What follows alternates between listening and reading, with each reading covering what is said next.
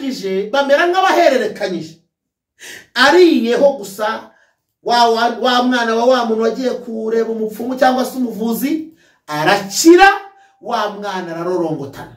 Imana iravuga ngo narahiye ko yagiye kuguhanura ngo nkubwire ngo iyo ugumye mu gukiranuka inyenyeri yawe ntago bayijyana.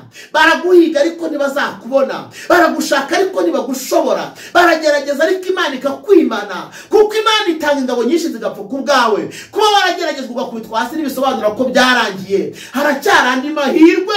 Ubwo ugihumeka biracyashoboka, witerwa ubwoba n'ibyakubayeho, ni kujyana mu kazi ukisezerera. Ni gute Imana ikubwira ngo bakurwara yize ukahokana Imana itavuganye nawe?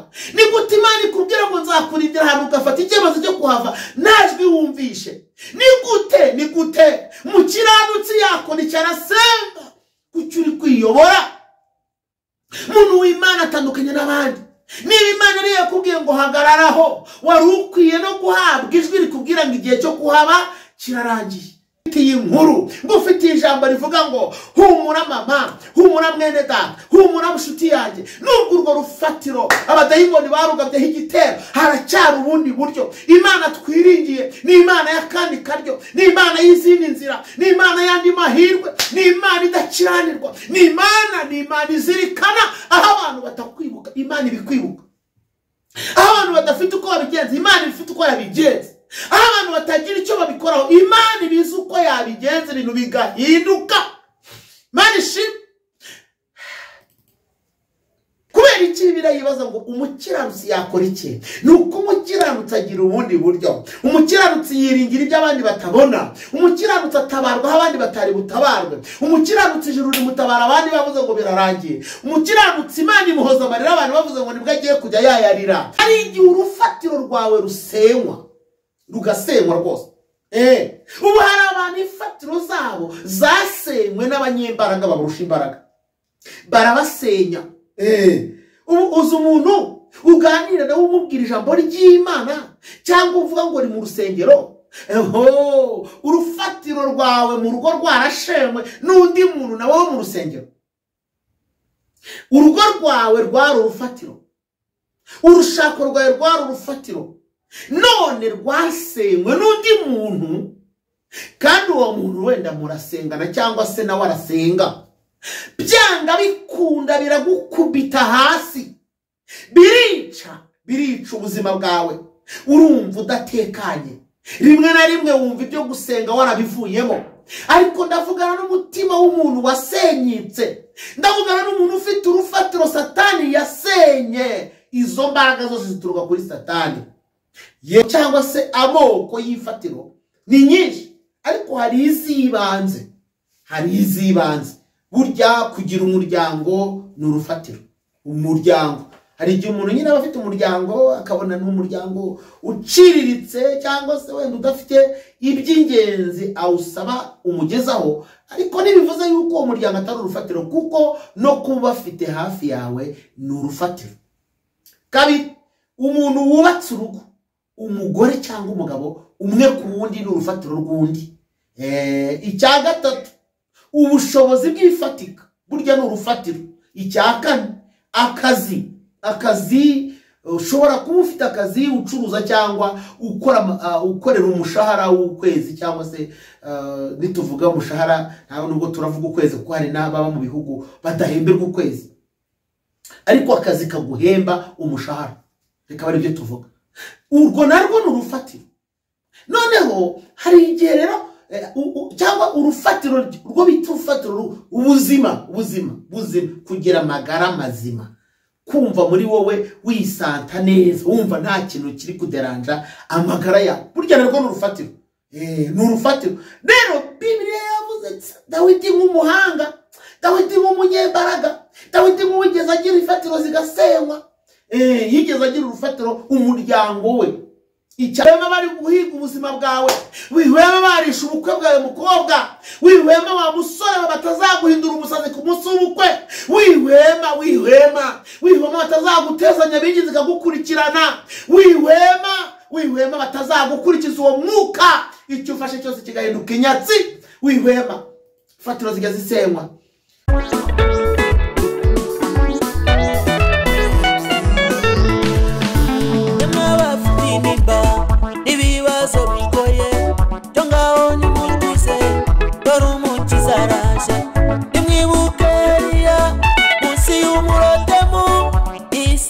azira gupfa azira mutabara Dawidi wari umushumba imuhindura umwami muri bene se bose imuha icyubahiro iyo ni Imana niyo n'inyembaraga dore iyo ni ubasha kandi ije gutabara iyo ni Imana niyo n'inyembaraga dore iyo ni ubasha kandi ije gutabara.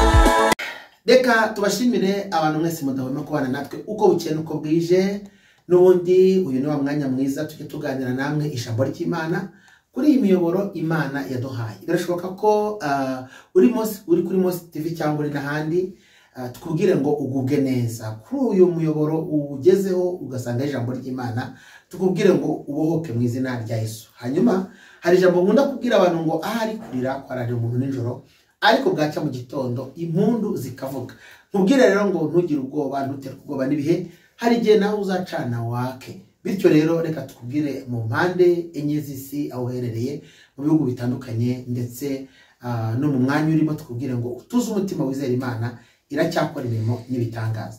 Reka rero twinginge Imana dusenge kugira ngo twinjire mu mwanya wacu w'ijambo ry'Imana. Giye tujye kuganira nitwa Reverend Pasteur Moise Sindayegaya. Ndabakunda kandi Imana namwe ibakunda kundusha. Imana iduhana umugisha. Mana nziza turagushimiye. Turaguhimbaje uri mwiza ugira neza uri umukozi w'umuhanga. Warakoze kubana natwe, warakoze kuturinda, warakoze kugendana natwe, kurinda imibiri n'ubugingo. Uyu munsi turi bazima kuko tubikesha wowe. Turahumeka kuko tubikesha wowe. Turamahoro kuko tubikesha wowe. Uraturinze kuko tubikesha wowe. Uduhaye ubuzima kuko tubikesha wowe. Uwiteka ahimbazwe. Nubane natwe ubane n'ubugingo bwacu icyubahiro kibe cyawe muri byose tugucire bugufi mu izina rya Yesu. Amen. Reka dusome ijambo ry'Imana dusanga hano muri Zaburi ya 11 turasoma umurongo waho wa 3 gusa. Haravuze ngo niba ifatiro zishenwe umukiranutsi yakora iki? Murumva ko ni ijambo rivuga ikibazo. Mwakeneza ijambo ry'Imana turiganiraho muri ako kanya gatoya. Niba ifatiro zishenwe umukiranutsi yakora iki? Iri jambo ni ijambo ryanditswe na Dawidi cyangwa se ni Zaburi ya Dawidi. Dawidi bibutse ko numwe mu bantu bahuye n'ibisenya ifatiro. Ari gihura n'ibintu bigasenya ifatiro zawe wakwikabakaba iburyo n'ibumoso ugasanga zarasenyutse. Ifatiro ndaje mvuge ingero mbere ngo yari umuhererezi ariko tubona Dawidi ari mu ishyamba kandi ari umuhererezi tukamubona yagiye kuragira intama. Abandi bamwe bagiye ngo ubwami kwa Sawuli ngo bambaye imyenda ya gisirikare, hari abasirikare bakomeye. Abandi nabo bari mu bundi buzima kuko tubona ko uyu musaza witwa Yesayi yari afite abagabo cyangwa se abahungu benshi. Ari Dawidi uyu nguyu wenyine yarari mu ishyamba. Bivuze iki? Bivuze ngo urufatiro rwo mu muryango cyangwa se kwa guteteshwa n'umuryango byari bidahari. Ijambo rya kabiri Imana intabare mu nyumve. Hego hari korari yitwa Impuhwe yigeze ivuga ngo mbese ibyo byose bituruka he? Kandi baravuga ngo ni kuri Satani umwanzi w'amahoro, naho ubundi twebwe dupfa ubusa turi abavandimwe. Kubera iki? Urufatiro rwitwa urufatiro rw'umuryango. Hari igihe imiryango ihinduka, umuryango ukaguhinduka, umuryango ukakwanga, umuryango ukagutakariza icyizere, umuryango ukakuvaho. Hari n'abandi babaye imfubyi, urwo rufatiro ntabwo yabonye. Hari abandi batawe, urwo rufatiro ni warubonye. Hari abandi babaye imfubyi kare, urwo rufatiro ni warubonye. Hari abandi bibonye mu miryango rimwe na rimwe ibyo basaba muri iyo miryango batabibona, urwo rufatiro ntabwo rwigeze urubona. Ariko ngo ufitiye inkuru ivuga ngo mbese iyi fatiro zishenywe. Ndashima Imana ntabwo Bibiliya igeze ivanga urufatiro rumwe rushenywe. Yavuze ngo iyi fatiro zishenywe umukiranutsi yakora iki? Biravuze ngo hari icyo umukiranutsi yakora. Turashimira Imana ifite akazi gakomeye ku buzima bwacu. Imana ishimwe. Amen. Arangije avuga ijambo rikomeye Dawidi haravuga ngo mbese iyi fatiro zishenywe. Dawidi mbibutse ko yashenywe arasenywa, bene nyina baramwanga cyangwa se abavandimwe be bagera ku rwego ngo n'abagemura aravuga ati ariko ko mbonye uyu muntu yabasuzuguye, ubundi ninde muntu wamutsinda? Ubundi se amutsinze mwamuha iki? Ubundi se umwami abivugaho iki? Aramubwira ati umva rero turakuzi n'ubwibone bwawe, subira muri za ntama. Ngo abatera umugongo.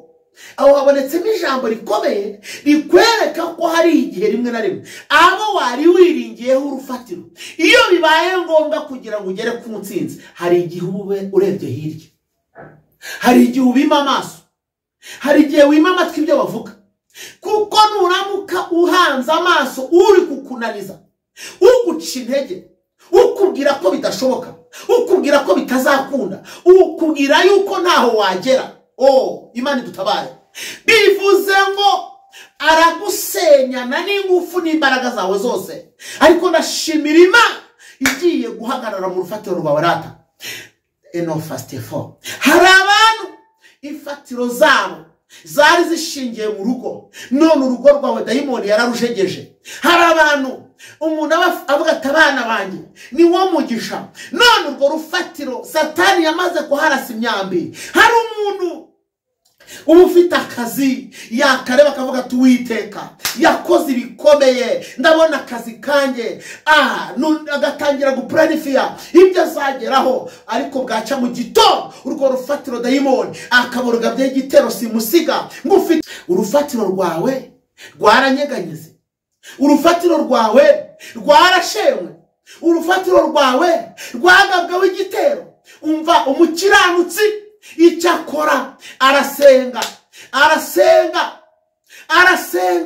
umukiranutsi arasenga, umukiranutsi abyuka akabyereka Imana. Ntugahweme, niko ijambo rivuga, ngo abibutse Uwiteka nimugahweme kugeza igihe i Yerusalemu hazahindukira ishimwe. Wihwema kandi hari ukuroga, wihwema bakoherereza amahwembe, zirasenywa ugafata inguzanyo, uzi yuko wari ugiye kwiteza imbere, urwo rufatira abadayimoni bakarusenya. Wajya kubona ukabona ibintu byahindutse, dayimoni akakubyina hejuru, dayimoni akagufataho ijambo, ariko ngo ufitiye inkuru nziza ikubwira ngo hari amahirwe y'abakiranutsi, abera b'Imana. Imana ifite ubundi buryo bwo kubatabara. Imana ishimwe, ndashimira Imana igufitiye ubundi buryo. Iyi fatiro zishenywe, umukiranutsi yakora iki? Narimvuze ubwoko bw'ifatiro, ongeraho n'izindi nawe uzi, izindi wagiye ugerageza, uburyo wagiye ukoreramo, ingendo wagenze wizeye ko hari ikivamo n'ikigira ikivamo, abana wohereje ku ishuri bakababaswa kandi wari wizeye ko ari abanyabwenge. Ariko ndagutangariza iri jambo ngo haba hakiri ubundi buryo. Nabonye Imana ikora imirimo, nabonye Imana ikora ibitangaza. Reka nkubwire aka kantu mbere yuko senga. Hari umubyeyi nimuvuga araza kwiyumva, ntabwo ushaka kumuvuga izina, yaje kundeba mu rugo, arambwira ngo uyu mwana twararuhanye, yari umwana we w'imfura. Arambwira ngo naramubyaye ariko mpura n'imiruho myinshi. Arambwira ngo mukozi w'Imana, ndakwinginze nyingingira Imana intabara uyu mwana, imukize umwuka w'uburara. Ndamubwira nti ngwino dusenge. Dutangiye gusenga, uwo mwana yari yarinjiye mu bintu by'ibiyobyabwenge, mu biki byose. Nyimurambikaho ibiganza ni Mwami Yesu, Imana irambwira ngo uyu mwana mukuye aho bari baramujyanye, kuko ibyo bamukoreyeho ni imihango. Iranabimishurira, imbwira ko hari umwana w'umuntu runaka bagendanye. Uwo mwana bamutanga ahantu, wa muntu agiye kumuvuza, bamuha imiti, bamubwira ngo kugira ngo umwana wakire, ko hari undi mwana bazasangira ukuntu. Ko nzakugira neza, ivuga uwo mubyeyi. Iramubwira ngo umwana wawe muhaye ubuzima budasubirwaho, mukuyeho bari baramukiza, kandi guhera none ntiwongere kugira ubwoba, ngiye kumukiza burundu. Diko ijambo rivuga ngo iyi fatiro zishenywe, umukiranutsi yakora iki? Twarasenze, tumaze gusenga umwana arakira.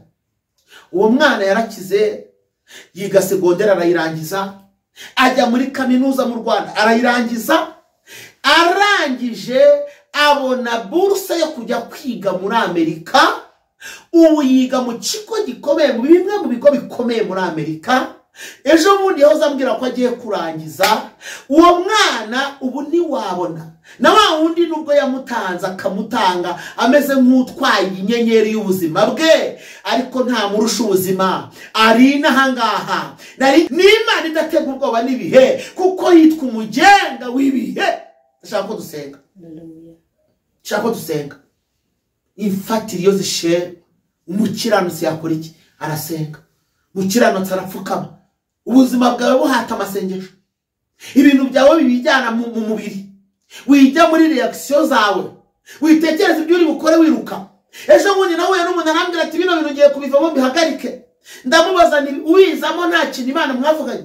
Arambwira ati nabijemo Imana yavuze, arambwira ngo izampagararaho. Ndamubwira ngo ijwi rigukuramo warikuye he? Ni Imana arikubwira. Arambwira ngo ni umubabaro. Ndamubwira ngo ikintu wajyanwemo n'Imana ntabwo uburenganzira bwawe bushobora kugivataho icyemezo. Ni gute ufatira icyemezo ibintu Imana yakujyanyemo? Ni gutima Eliya niko byagenze. Yabaye kukageze umunsi kakamye, iramubwira ngo vano werekere Sarefati y'Abasidoni. Ijwi rya kabiri utari wumva ritegerereza aho ngaho. Ijwi rya kabiri utari wumva ririndirire mu mwanya. Ijwi rya kabiri utari wumva ritegereza mu masengesho. Ijwi rikwimura muri iryo cyiciro, komeza uririndire. Iyavuganye nawe cya gihe izongera ivuge, kuko itanga ijwi rituma tuvuga nayo izi kuvuga. Ituma tugira amatwi yumva nayo izi kumva. Ituma tugira amaso yitegereza nayo irareba ntiyerekwa. Banzu yitegereze kandi uyirindire. Ndashaka gusengana nawe nkubwira ngo ifatiro zawe kuba zarasenyutse ntabwo ari umwanya wo kwifatira icyemezo. Tegereza Imana izabigenza neza. Imana igumugisha. Ushobora kuba bikubwiye wari uri muzinga, nkaba bikubwiye wari uri mufata ibyemezo, nkaba bikubwiye wari wamaze gupanga ibyawe. Ndagira ngo nkubwire ngo ku cyemezo wifatiye umaze kumva ijambo ry'Imana, burya n'ingaruka zacyo urimenye. Ku cyemezo wafashe wumvisha ijwi ry'Imana, no ku ngaruka urimenya. Twasenganye n'umukobwa iminsi 3, bucya ajya kwishingira ahantu. Ntari buvuga idini ryari ariko iryo dini rihabanye n'imyizere y'abarokore.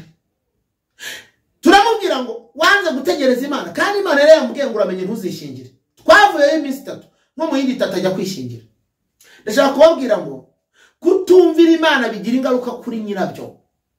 Kutumvira Imana bigira ingaruka ku wanze kumva nyine. Kutumvira Imana ni igihombo kuri wowe, kuko ntabwo uzaho Imana ikuvana naho ikujyana. Imana ivuga aho igukuye naho ikujyana, ariko ibirimo hagati ntabwo ibivuga. Ubuzima bwo hagati kandi buraryana. Ubuzima bwo hagati buzamo ibisebe by'ibishega, buzamo inzoka z'ubusabwe, buzamo kwambuka Yorodani, buzamo ubuzima bwa manu, buzamo gusuzugura n'abataka gusuzuguye.